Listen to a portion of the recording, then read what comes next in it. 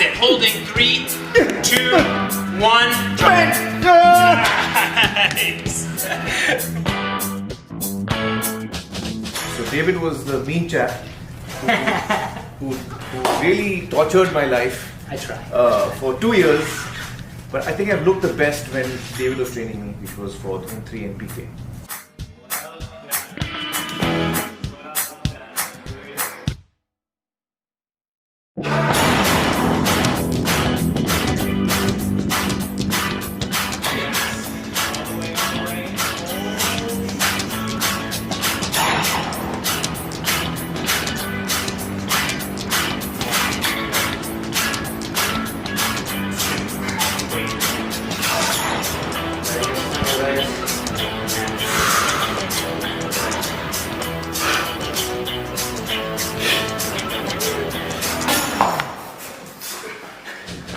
Good. Drop that weight. 1 breath. And here we go.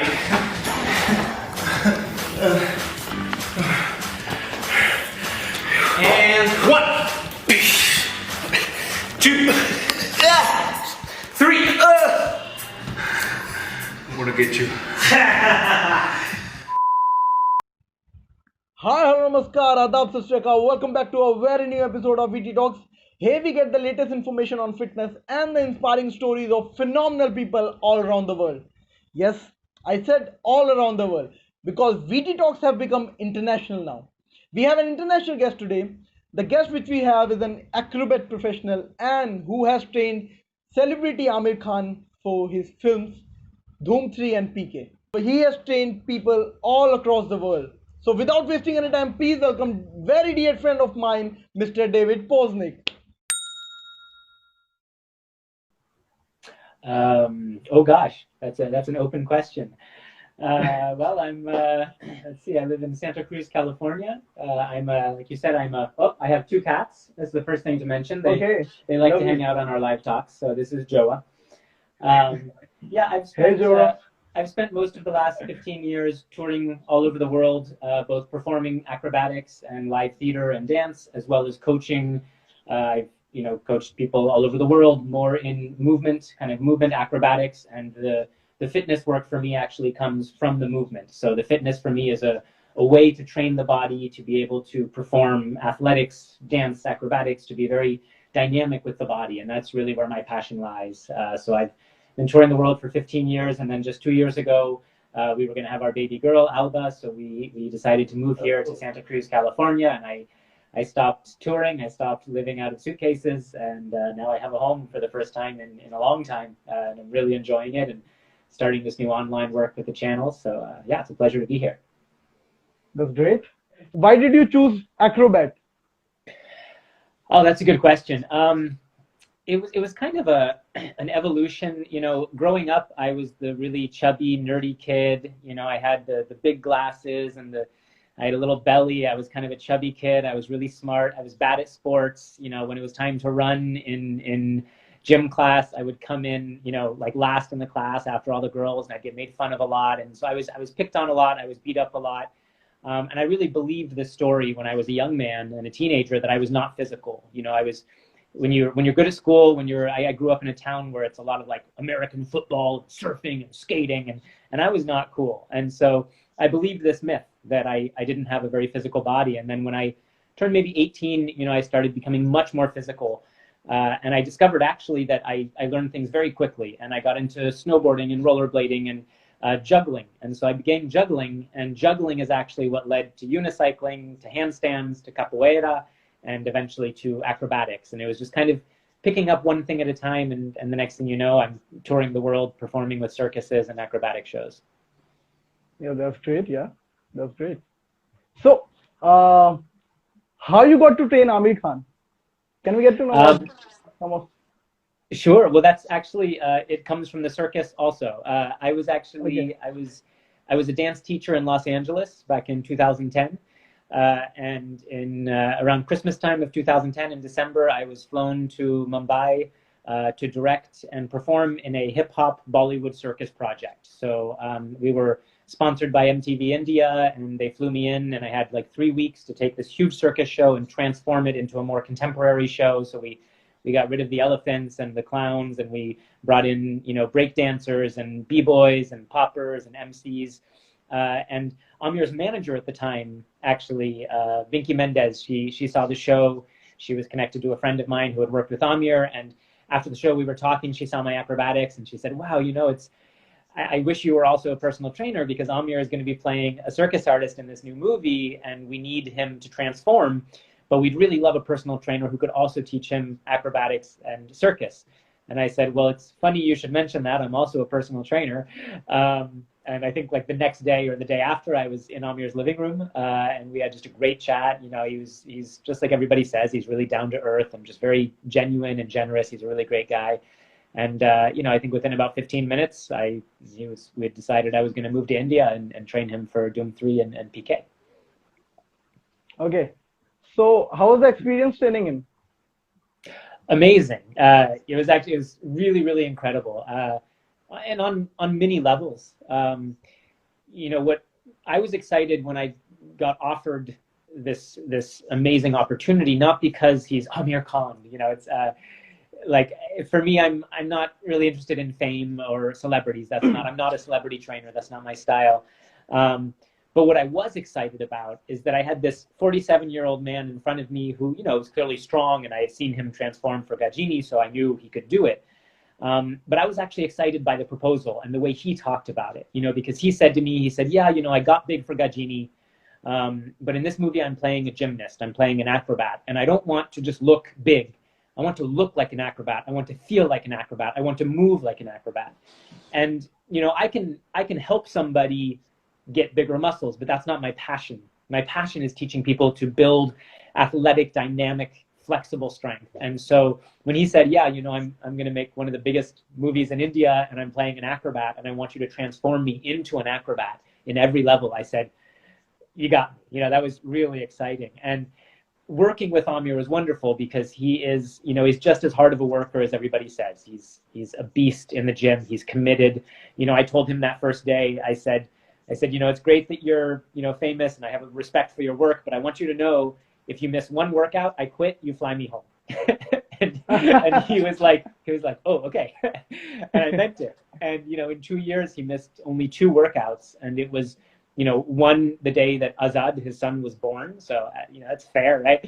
And then, you know, one other time when he had to fly to Delhi to help the prime minister with, he was doing Satyamev Jayate, and so he was doing a lot of work to help. He had done the episode about children with learning disabilities in the school. So he had to fly to Delhi for an emergency to help them, you know, with the new laws they were creating to help children. So those were the 2 times in 2 years that he missed a workout. And he was just, you know, he was great. Like he was genuine. He's very, very chill. You know, like when you're working with Aamir, it's you know, people say like, oh, Aamir Khan, but he's really just this really nice, gentle guy. He's very smart and very sharp. And we just, you know, we became friends very, very quickly. He was just wonderful. He welcomed me into his family. I went on vacations with him and his family. I got close to everybody and his friends, and it was wonderful. You know, he's a great guy to train because he cares a lot about his goals, and he cares a lot about his fans and about his craft. So, you know, I interviewed him a few weeks ago for a new video I'm working on about him, and I laughed because everybody talks about him like he just only wants to work. And he said, you know, Dave, you know me. I'm the laziest guy in town. Like if I don't have a role to train for, I'm not going to do anything. And you know, it's true anyway. I mean, I don't think he's lazy, but he's really committed. You know, when you see him train for a movie, you would assume he's the kind of guy who's lifting weights 6 days a week for 20 years.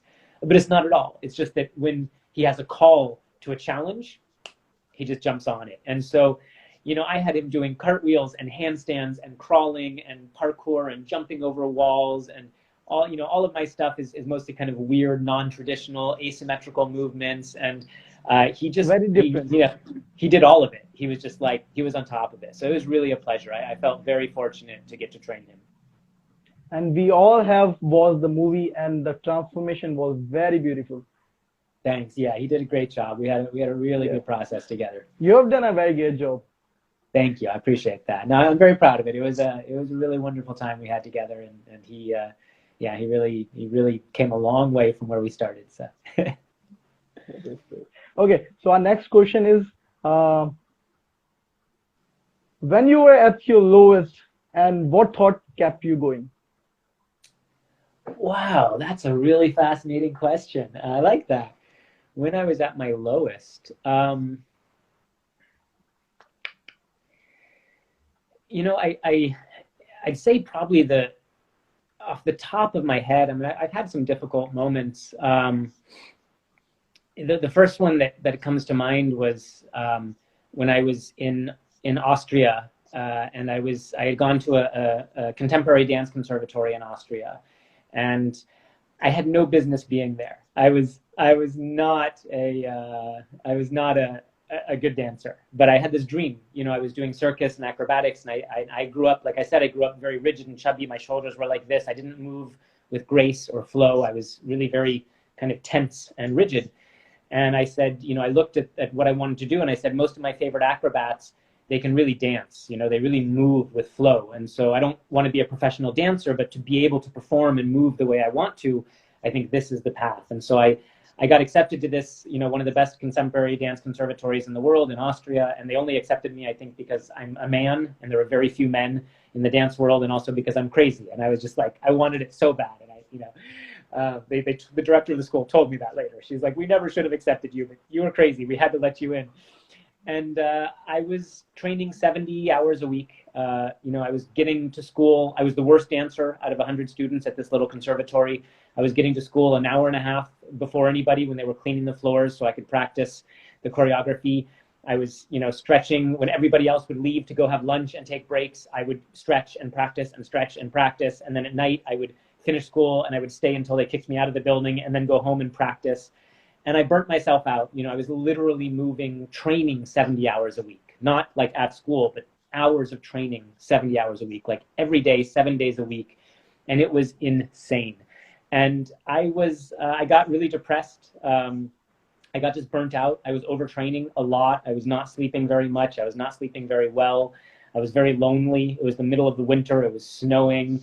And every day I was passionate about my goal, but I spent every day, all day, looking like crap. You know, if I tell you the truth, like it wasn't like bad self-esteem. Everybody else in my school had been dancing for 15 years and I'd been dancing for 6 months.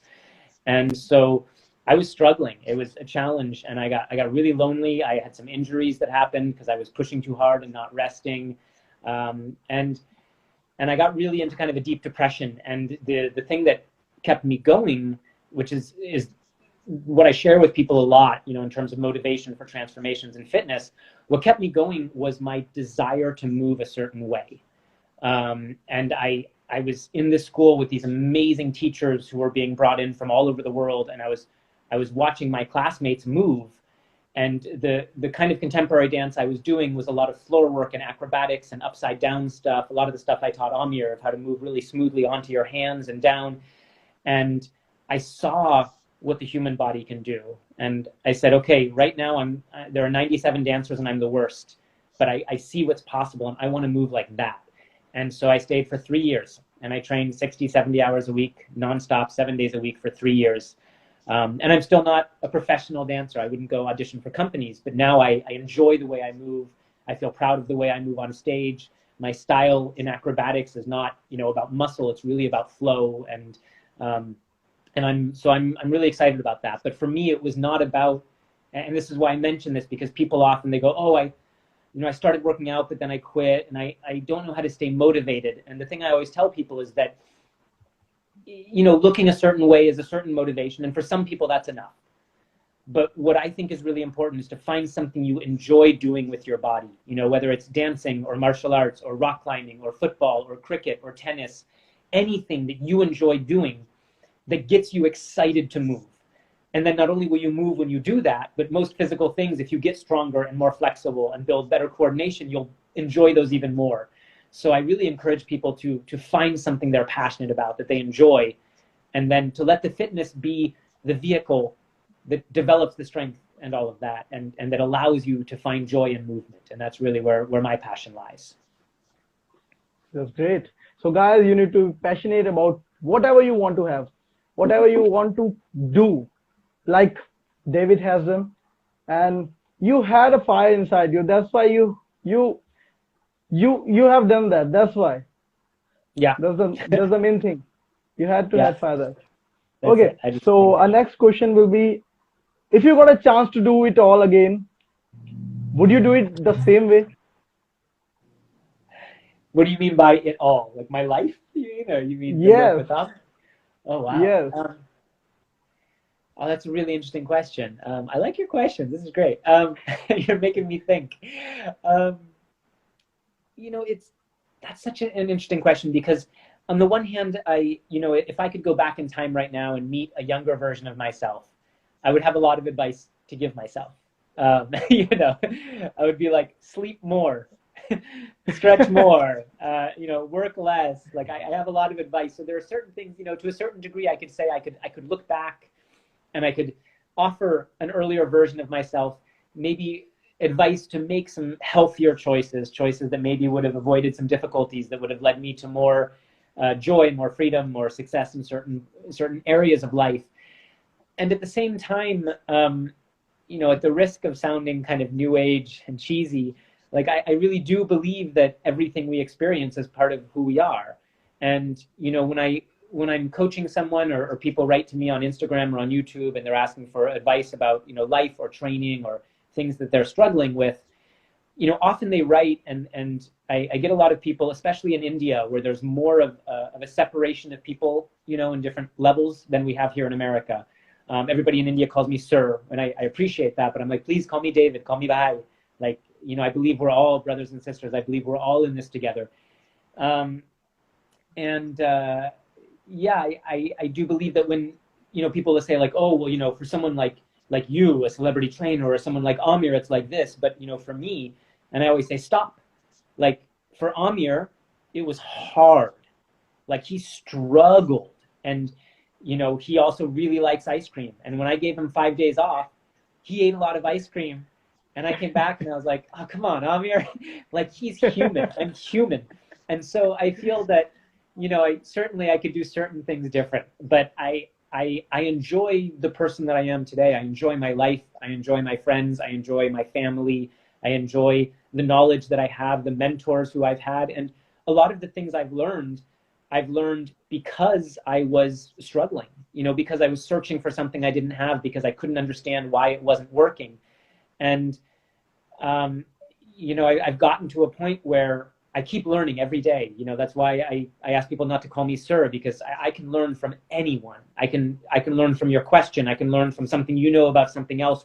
And I believe that the minute we say, "Oh, I'm the expert," there's a lot of that in the fitness industry. Like almost all the big coaches, they try to make you feel like they're better and smarter than you. And I'm always telling people like, I'm not a fitness expert. I'm a guy who's been down a certain path, and I have things to share from the path that I've been down, and so do you. And so I don't regret any moment of my life because I enjoy who I am today. I feel proud to be the father that I am to my daughter. I feel excited to have this channel and to be able to share and to honestly say to people, like, I still struggle with food addiction. I still, when I go to make my protein shake, I really want to just scoop a whole bunch of peanut butter and chocolate chips into my mouth. And it is every single day. It is for me. I was a really chubby kid who ate a lot of junk food, a lot of chocolate, a lot of sugar. And every single day, I have to make a choice to love myself, to love my body, and to make decisions that I'm proud of. And so I, I don't think I would change anything. I think what I want to do is in each moment take the choices I've made in the past and learn from them so that my next decision brings me more joy, more freedom, more passion, more power, more flow. And that's really the goal for me, is to always be present in the moment and then looking forward and never blame yourself. You go off your diet for even a week, you stop working out. If you spend 30 seconds blaming yourself, that's 30 seconds you could be spending making the next decision. Doing a set of push-ups. You can do a set of push-ups in 30 seconds. So if you spend 30 seconds saying, oh man, oh, why did I have that ice cream? That's BS. That's 30 seconds where you just could have done a set of push-ups instead, and you would already be burning calories. So quit blaming yourself, quit judging yourself, and just use each moment to move forward into the next. And I think that's really important. Yeah, great. That was a great tip. So our next question is, how was your family support? Oh, that's an interesting question. Good, really good, and interesting. When you say that question, I think both of my family growing up, my parents and my family, and then also my family now, my wife and my baby, and in both cases, the answer is amazing. My parents, I come from, on my dad's side, Jewish European family. My grandparents were in the concentration camps in World War II. A lot of my family was killed by the Nazis. So I came from a family with a very strong sense of community and of taking care and supporting each other. And also with a strong value for like working hard and knowing how to take care of yourself, knowing how to be smart, how to be safe, how to create a life where you'll be thriving. And so my parents, I really like they were always emotionally, they were 100% there. Everything I did, they were there. I was doing musical theater, they were at every show. Anything I did, they have always been there. When I performed circus in Europe, they would fly to Europe over the summer to come on vacation, to come see me. So they've always really been there. And at the same time, when I was 7 years old, I learned how to balance a checkbook and do the dishes and fold laundry and help around the house. And so from a very young age, my parents, they supported me with emotion and love, but they also really pushed me to understand how money works and how to save money and how to be smart about your choices and how to work hard and how to budget. And so I'm really appreciative of that balance of lots of love and support, but also lots of skills. And I try very hard on my channel to kind of do the same thing. I see Manas is back. Welcome back. And I try on my channel to do the same thing, where there's kind of a combination of like, I'm never going to tell someone like, why didn't you do that? I'm going to say, like, if you're having a hard time, I'm here for you. I empathize. Like, I get it. Life can be hard and it's challenging and confusing. And here are some skills and choices you can make. And so I think it's that balance that's important, of creating room for our emotions, for admitting that we're all struggling with something, that we all need a little love, we all need a little help. And at the same time, not allowing that to be an excuse to stop you from making the choices that bring you towards your goals. I think that's just crucial. And a lot of people, I think, they believe that if you talk about your emotions or you say you're struggling, that you're complaining.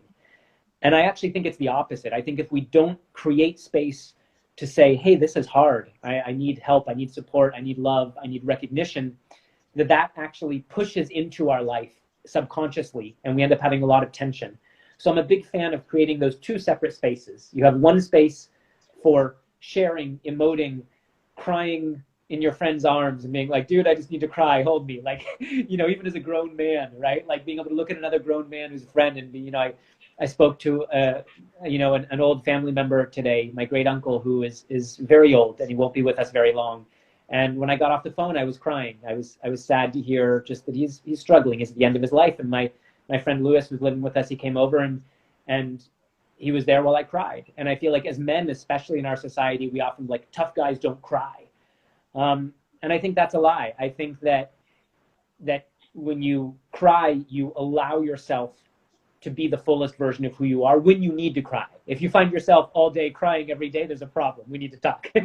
But I think it's important to make space to express anger, to make space to express sadness, to let all the emotions out, so that when it's time to train, when it's time to kick ass, when it's time to work for 14 hours straight, that's not in the way. You're focused and clear because you make the room you need for each of the parts of who you are, physically, mentally, emotionally, spiritually, and nutrition and health, of course. That's great. These are some very good values your family has taught you. I appreciate it. Yeah, I feel very fortunate. So, what gives you the most positive vibes? Oh, wow. That's a great question. At the moment, it's hiking in the redwood forest with my wife and my 2-year-old daughter, for sure. That's easy. Like watching my daughter play and dance, and she's super active. She's climbing on trees and she wants to walk on everything. And so that's definitely, right now in my life at this moment, that's the biggest joy. On kind of a larger level, I feel that there's, one of my strongest values is helping people help themselves. kind of similar to what I said about my parents, and I've been very lucky to be raised by my parents and to have a very supportive family, to have an older brother who's an amazing role model, my grandparents, everybody who was there. And then I also had a lot of teachers who were really amazing teachers. And even as an adult, I spent much of my adult life traveling around the world following teachers and mentors. I'd find a dancer, an acrobatic coach, or somebody who was amazing, and I would follow them to some foreign country and do whatever I had to do to work with them. And I think, one of my greatest joys is when I manage to share the knowledge and the wisdom and the skills that I've been fortunate enough to receive from all these amazing people. And when I manage to find the right way to share that with someone else, and then I see them make it their own. So not when I tell someone, do this workout, and they do it, and they say, it went great. But when someone says to me, oh man, from that thing you said, I created a workout, and it's awesome. I want to show it to you. And I'm like, hell yes. So I think that's really my greatest joy, is when someone comes to me and they've taken something I was able to share that I also got from my mentors and made my own, and then they're making it their own, and they're teaching someone else. And I feel that there is just so much skill that we can learn to live better, like in terms of communication and health and just the choices we make on a daily basis, our friendships, our relationships. And when I get a chance to help somebody find their own path, not what I think they should do, but when someone comes back and they say, hey, I figured it out, this is what I want to do, and thanks for that little piece of advice you gave me, or that little feedback, or that little push, that's when I'm like, yeah, we're doing it. That's really where I get excited. Okay, so how do you manage your workflow along with your family? How do you manage the workload? Yeah, how do you manage the workflow? To be perfectly honest, I don't. That's what there you go. You want to talk about struggle? This is my struggle at the moment. And along with your family, how do you manage your workflow and get time for your family also? Yeah, well, that's a good question. And really, I'd say right now in these last 6 months, that's been the biggest challenge that I have. Is managing the time between wanting to take care of my body, be creative, stay connected to my friends and family, be here with and for my wife and daughter, and do this work. I mean, I work at least 40 or 50 hours a week on YouTube and Instagram on top of my other work and training people and just everything I'm doing. So right now it's a struggle, honestly, and I'm not getting as much time with my family as I'd like, but I prioritize spending time with them, over anything. So what I end up doing is not sleeping enough, and I'm feeling that in my body. So I don't honestly have a great answer to say I've got it figured out. Right now I'm trying to figure out, like, okay, everybody on Instagram, I'm getting so much feedback and people saying thank you for answering all of our comments, because I answer 100% of comments and questions myself. And I try to treat every single comment as if it was my close friend or a paying client. And I really enjoyed that, and I feel proud of that. And I'm glad to be able to help people. And at the same time, sometimes I spend 2 or 3 hours a day just answering comments and DMs. And so at the moment, I'm trying to find that balance of how can I offer what I want to offer to the community online and have time for my family. And right now I'm doing those two things as best I can, but I'm not sleeping enough. I'm not stretching enough. I'm not writing in my journal enough. And so I'm slowly finding that balance. But the one thing that I can say I do have figured out is there's a certain baseline that never goes away. And so one day a week, no matter what, is our family day off.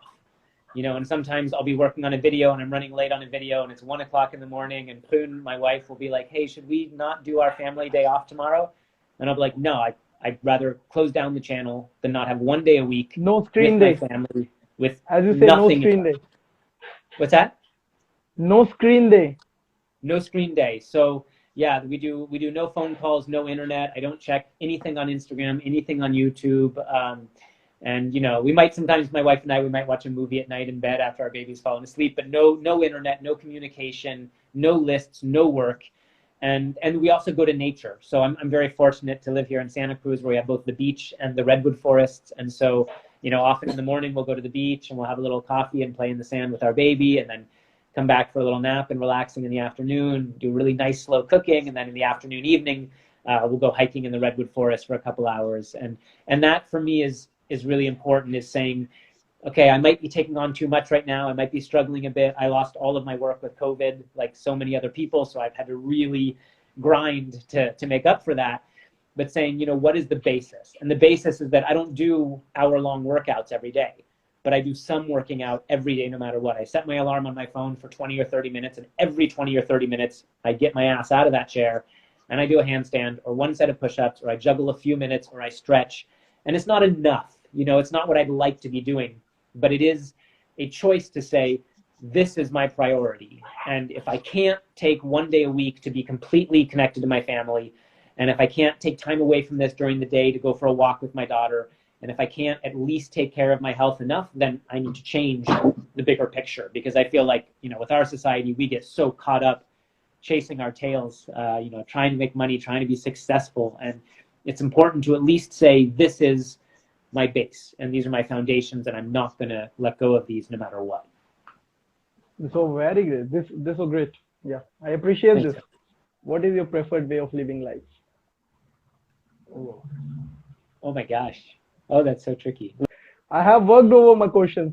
Your questions are amazing. This is great. People normally ask me much less interesting questions. Thank you so much. It's tricky because, right away, my first answer, it's like my perfect day off would actually be one that's in the future when my daughter is old enough to go snowboarding.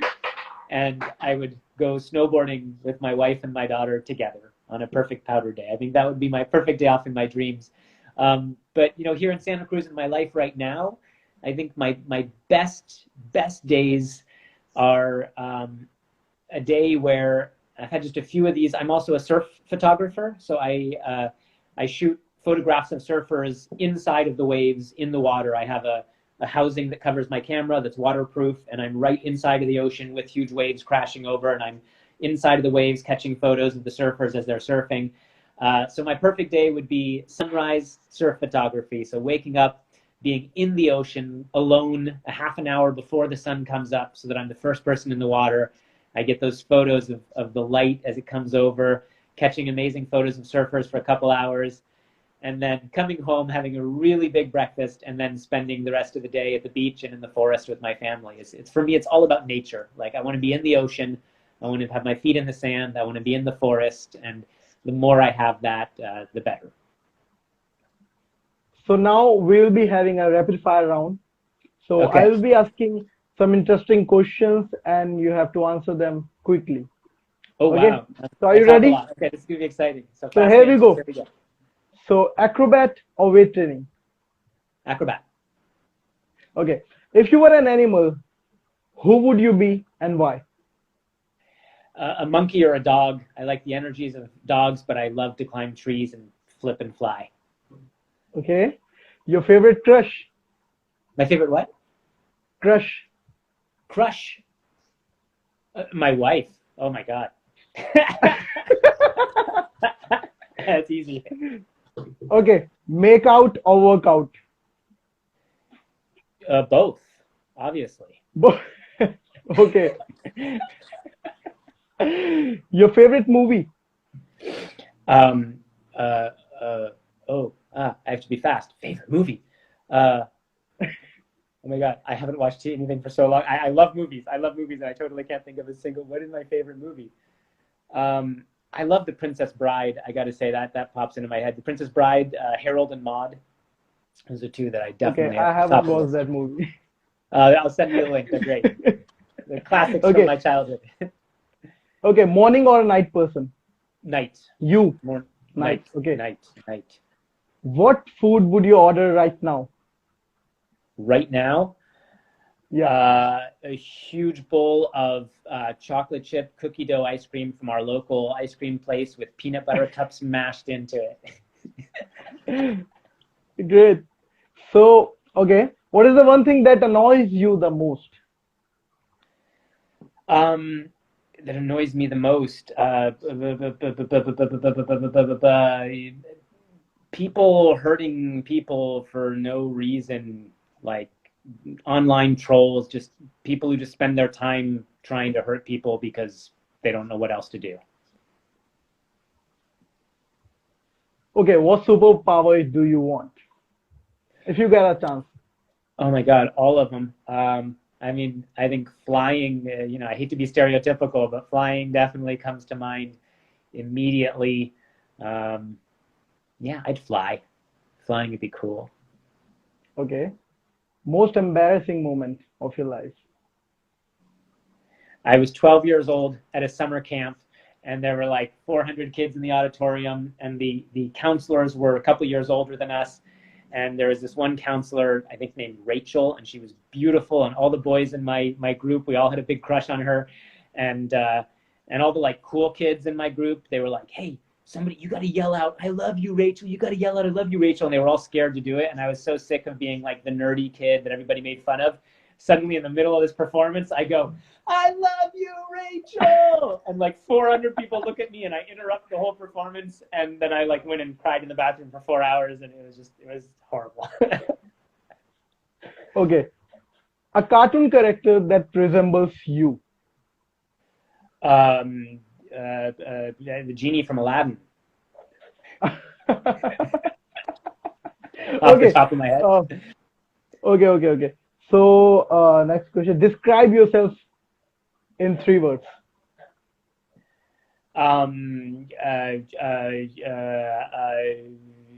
Neurotic, fun, curious. I hope. Okay. Okay. Weapon of your choice, if you get a chance to get. Hugs. Okay. Okay. So, excellent, David. Those were some really interesting answers. Okay. I appreciate. You're welcome. You were very quick. So I guess this is it. Do you have any message for our audience? I think that yeah, the one thing I always say on my channel, and it's not like a tagline or anything, it is actually my deepest philosophy for training in life. And I always say the same thing, but it's really what my whole life is based on. I always say the best workout is the one you do.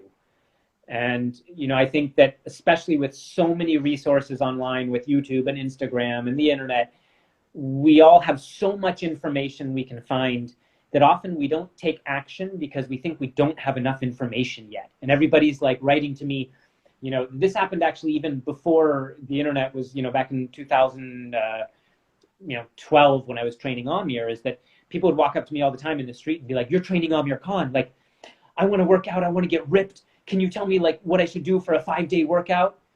And I'd be like, "Well, what are you doing now?" And normally they'd say, "Oh, well, I'm not working out yet, but I want to start." And so I would always say the same thing. I would say, "Sure.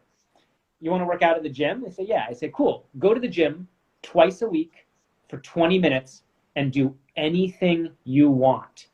Then if you call me in a month and you've done that, we can talk about the next step." But I feel like everybody thinks that they have to know all of the right information, and they have to have the perfect workout, and they have to have the perfect diet plan, and they have to understand how many seconds they should rest and make sure that they have the right clothing to go to the gym. And I'm like, put on a Bollywood song and dance your ass off in your living room. Go for a run. You don't know how to run? Great. Run anyway. It doesn't matter. Don't know how to dance? Dance anyway. Like next time you're seeing an elevator or an escalator, follow Bruce Lee's advice. Take the stairs.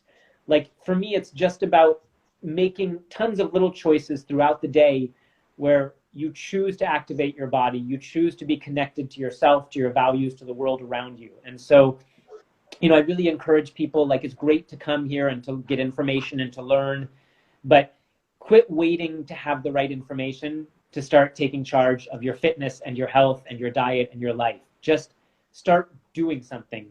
Come from passion and excitement, not from fear.